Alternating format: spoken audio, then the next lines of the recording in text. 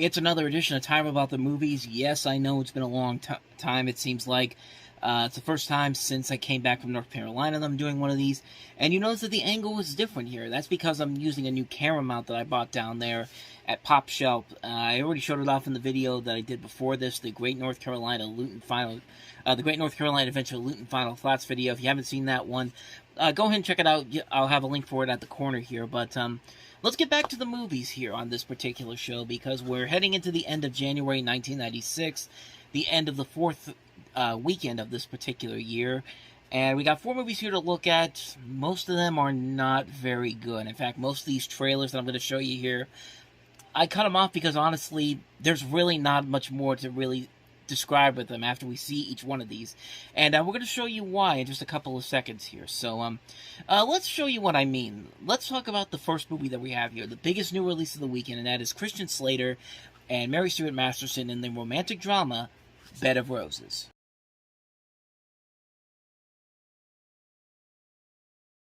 Now, you know good and well that if that wasn't Christian Slater, if that wasn't a hot-looking guy, and it was just some average Joe, maybe a guy that was kind of maybe a homeless guy or something like that, Mary Stuart Masterson would have called the police on him. But no, because he's this handsome-looking dude, it's charming that this guy that knows nothing about this woman whatsoever, and is just giving her a thing of roses. It's just like, no, I have to fall in love with you. It's like, that's really the major problem with this movie. And I'll give these actors credit. They are doing the best they can with this material. I mean, Christian Slater is a very good actor, and in this type of a role that's kind of outside of his normal acting chops, like, he is giving a very solid performance for the most part, and he does have some nice chemistry with Mary Stuart Masterson.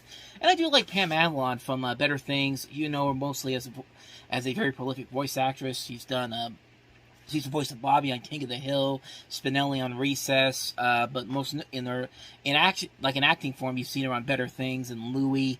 She's a really good actress. I've seen her in a lot of really good stuff, and I think she does play the role of the best friend of Mary Stuart Masterson's character very well. The acting in here overall is fine. It's just everything else seems just so corny. It seems like a really corny movie that doesn't really go to the levels of terrible, mostly because the actors are giving it their all. They know that this is not the best script overall. I got the feeling that they don't know that this isn't the best script in terms of clever writing or anything like that. It's a pretty formulaic script. It's a script you'd see in a Lifetime movie or something on a made-for-TV film, which coincidentally, this is distributed by New Line Television, so maybe was intended originally as a made-for-TV movie for TNT or something, and they said, we got Christian Slater in here, let's blow it up for the big screen. His screen presence is growing ever so rapidly, and he's going to be in a much better movie in a couple of weeks, too, so we'll get to that one in just in a couple of weeks, I should say. But, yeah, Bed of Roses really isn't anything all that special. It's kind of a mediocre film that only works mostly because the actors are really giving it their all here. It's a very lackluster film, honestly. It could have been, like, really, with a better script, this could have been a whole lot better, but as it is, it's fine for what it is. I guess maybe for a chick flick, it's not the worst, but it definitely could have been done a whole lot better with a better script, honestly. At least in my personal opinions. But, like I said, the performances, I think, carry it through to a way you can watch it and be like, it's fine, I'm glad I watched it. I have no real intention of ever watching it again, but, that's pretty much what this movie is. It's Bed of Roses. So let's move on to the next movie that we have here, and that is the horror thriller Screamers.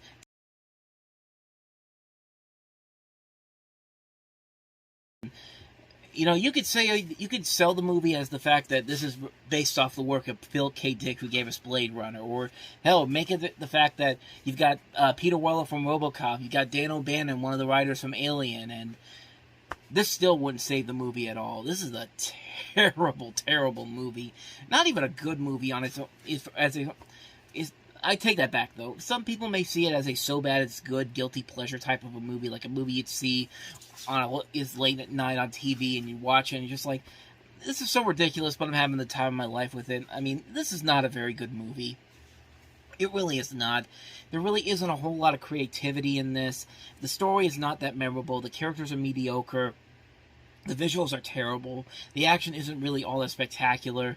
It's a very lackluster film on so many levels, and I personally didn't really like it. This director doesn't really sell me. He's made some really lackluster films. He made that movie Live Wire with the water that explodes that had Pierce Brosnan in it. He later did Wesley Snipes' The Art of War, and so many other notably not lackluster films that aren't that great whatsoever. And yeah, this movie definitely is not an exception to that rule. This is not a very good movie at all, and really, that's pretty much all I needed to show you to show how bad this movie was. So. That's Screamers, but, hey, this is January, so how about a really terrible comedy, too? How about we throw in Tom Arnold and Rick Moranis in a comedy and make it the most cheesy, just cartoonish-looking stuff ever? Ladies and gentlemen, here's Big Bully.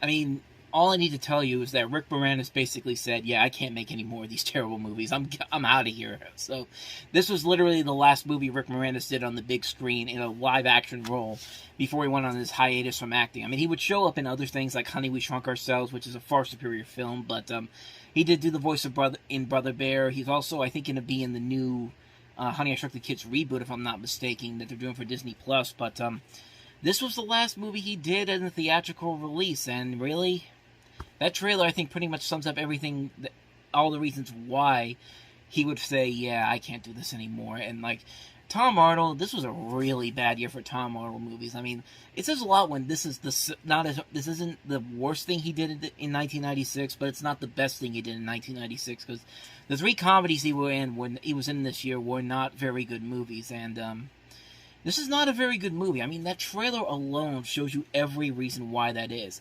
Cartoonishly bad sound effects, like they literally threw in cartoonish sound effects in this trailer. The Home Alone style traps that aren't that funny, the jokes that really aren't that funny. Like, you have Curtis Armstrong in this movie, you waste him in the role like this. Like, come on, it's not even just him. Don Knotts is also in here as well, and this is the role you give him. Like, come on, man. Like, you've got a good cast involved in this. I mean, Tom Arnold can be funny if you put him in the right things. Like, he was great in True Lies. I mean, has been in other good stuff, but man, this is just a terrible, terrible movie on so many levels. Like, it's not funny. It's not engaging at all. There's nothing exciting about it. It's just a bland, bland movie. And this is directed by Steve Miner, who very rarely steps away from the horror movie genre to direct comedies. I mean, he did Soul Man, which was not the worst thing ever, but definitely of the time period, because you would never get away with that nowadays. But he's mostly been known for his work with the Friday the 13th movies, and his next one will be far successful with Halloween H2O.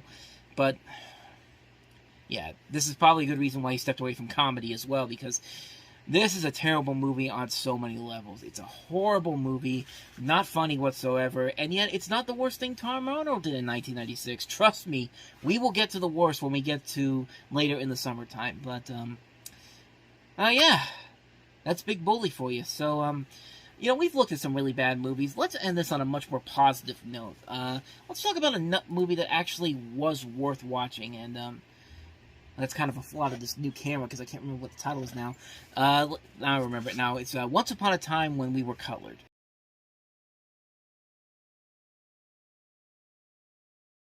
I mean, do I really need to say what's going to happen here? I mean, you've seen pretty much movies that have been similar to this type of a film.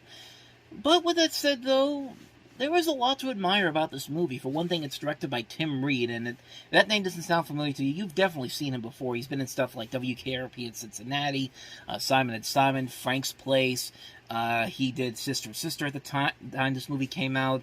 I mean, he hasn't really directed a whole lot of movies, but as far as the directorial effort goes, this is actually a pretty good film. And the story is very compelling. The acting overall is very good here. You've got a strong cast that includes Phylicia Rashad, Leon from Cool Runnings, Al Freeman Jr., Bernie Casey's in here, Sally Richardson, Anna Maria Horsford, Isaac Hayes. Just a really good cast overall. Of course, Daphne Maxwell Reid is in this as well. It's a pretty solid film overall. It's nothing too groundbreaking or anything that exciting, but the performances overall do carry the film over. The performances are very good here, the visual element is very good, and the message overall is very strong. It's a very good story that really gets you invested in what's going on. It's a really good story that has a lot of memorability to it. Like, it's not the greatest story overall creative-wise, but in terms of an overall story, it does deliver everything it promises. It delivers a very entertaining film, a very nice looking film. It's an overall enjoyable film. I highly recommend it. Once Upon a Time When We Were Colored. So with that said, that wraps up another edition of Time About the Movies. Next time we meet, we'll jump into February 1996. We got 5 movies to look at, including Chris Farley and David Spade's follow-up to Tommy Boy, Black Sheep. We also have Demi Moore and Alec Baldwin starring in The Juror, Jeff Bridges starring in White Squall, Antonia's Line, and the Japanese anime Ghost in the Shell makes its American film debut this weekend. So we'll take a look at those films next time. With that said, that wraps this one up. Thank you for watching, and as always, if you want to see more videos like this, please hit the playlist on the next page. Check out the previous episode, and I'll see you guys tomorrow for another episode. So thank you very much for watching. I'll see you guys next time, and until then, as always, take care.